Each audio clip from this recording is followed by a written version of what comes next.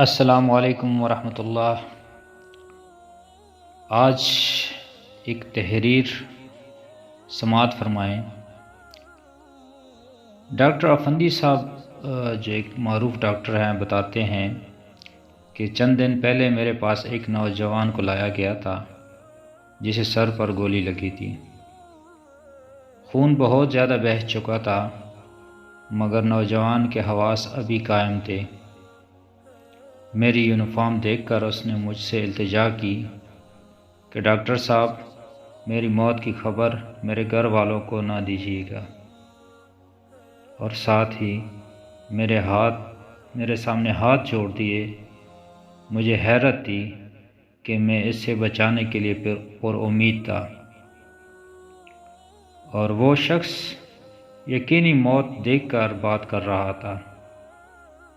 خیر، میں نے اسے تسلی دی اور آپریشن تھیٹر پہنچے جہاں اسے بے ہوش کرنے کے لیے انجیکشن دیا گیا، اور ساتھ ہی میں اس کی رودات بھی سنتا رہا۔ کہانی سناتے سناتے لڑکا بے ہوش ہو گیا اور اسی بے ہوشی کے دوران اس کی موت ہو گئی۔ مگر اس کی موت مجھے جھنجھوڑ کر رکھ گئی، شاید سننے والوں کو بھی جھنجھوڑ دے۔ اس لیے واقعہ بتا رہا ہوں کہ جب لڑکے نے التجا کی کہ میری موت کی خبر میرے گھر والوں کو نہ دیجیے گا بلکہ میری لاش ایدی سینٹر یا چھیپا ایمبولنس والوں کے حوالے کر دیجیے گا، تو میں نے اس سے پوچھا ایسی کیا وجہ ہے؟ نوجوان نے بتایا کہ میرے والد صاحب فوت ہو چکے ہیں، میری 3 چھوٹی چھوٹی بہنیں ہیں جنہوں نے پچھلے 2 دن سے کچھ بھی نہیں کھایا۔ مجھے آج 2 دن بعد مزدوری ملی اور میں دہاڑی لگا کر گھر آ رہا تھا کہ راستے میں ڈاکوؤں نے مجھے لوٹنے کی کوشش کی۔ میرے پاس تو کل دولت وہ آج کی دیہاڑی جو میں نے کی تھی اس کی مزدوری تھی، اور اس کے علاوہ ایک پرانا سا موبائل تھا۔ اگر صرف میری بات ہوتی تو میں شاید یہ 1300 روپے ڈاکوؤں کو دے دیتا، مگر مجھے پتا تھا کہ گھر میں 2 دن سے بھوکی بیٹھی میری بہنیں روٹی کے انتظار میں میری راہ دیکھ رہی ہے۔ یہ پیسے ڈاکو لے گئے تو میری بہنیں کیا کہیں گی؟ جب کہ یہ لوگ خوف خدا سے عاری ہیں، یہ تو کسی اور کو بھی لوٹ لیں گے، لہٰذا میں نے مزاحمت شروع کر دی۔ ان ظالموں نے محض اس 1300 روپے کی خاطر مجھے گولی مار دی۔ ڈاکٹر صاحب، مجھے پتا ہے کہ میں مر جاؤں گا، مگر مجھے فکر ہے کہ میرے گھر والے جن کے پاس روٹی تک کے پیسے نہیں ہیں، وہ میرے لیے کفن کے پیسے کہاں سے لائیں گے؟ قبر کے پیسے کہاں سے لائیں گے؟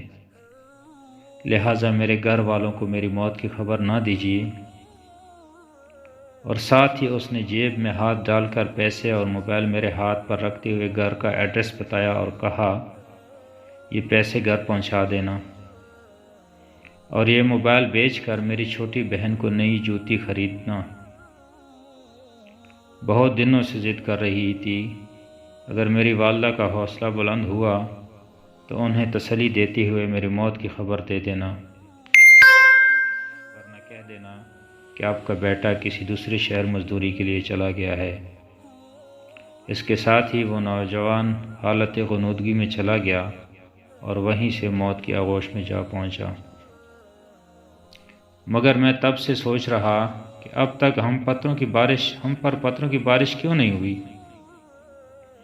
سیلاب ہم کو کیوں بہا نہیں لے کے گئے؟ سرکش جنات کی طرح ہمارا کلا کما کرنے کے لیے فرشتے کیوں نہیں اتر رہے؟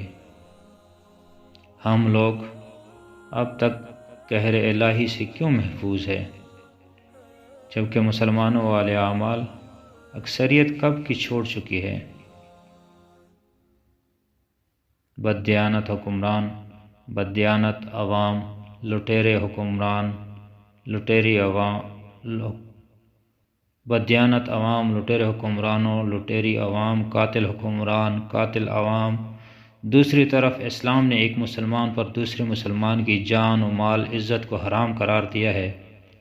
انہی سوالات کو سوچتے ہوئے میں نے ہر چیز اس نوجوان کے گھر والوں تک پہنچائی، اپنی جیب سے اس کے کفن دفن کا انتظام کیا، ان لوگوں کے لیے مناسب روزگار بنا کر بہت جلد یہ ملک چھوڑ کر بما فیملی کسی اور ملک منتقل ہو رہا ہوں، کیونکہ جتنی شدت سے اہلیان پاکستان قہر خدا کو آواز دے رہے ہیں، مجھے نہیں لگتا ان لوگوں کو توبہ کی مہلت بھی مل جائے۔